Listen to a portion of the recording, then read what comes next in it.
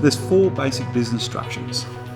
The first is a sole trader. This is a fairly simple structure, often used by tradespeople and consultants. You may find it harder to obtain finance as a sole trader, but once your business grows, we can then look at rolling it into another structure. The second one is partnerships. Now, partnerships aren't limited to the number of partners, but once it gets past a few, it may be best to look at a company structure.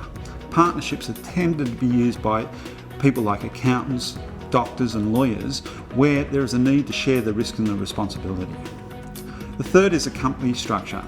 This is more complex and of course it's more costly, and it costs roughly between $700 to $1,000 to set one up. Company structures are often used for businesses where there's a number of business owners that are unrelated, and also where the business is complex. Finally, there is trust.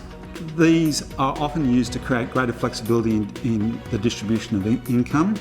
They act similar to a company, but they're a little bit more complex, and they are often used in combination with a company or a partnership.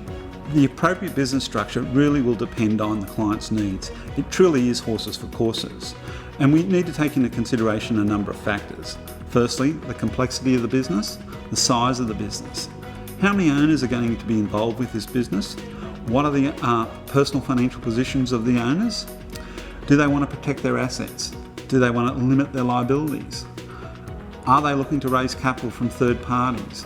Are they looking for flexibility in distributing income?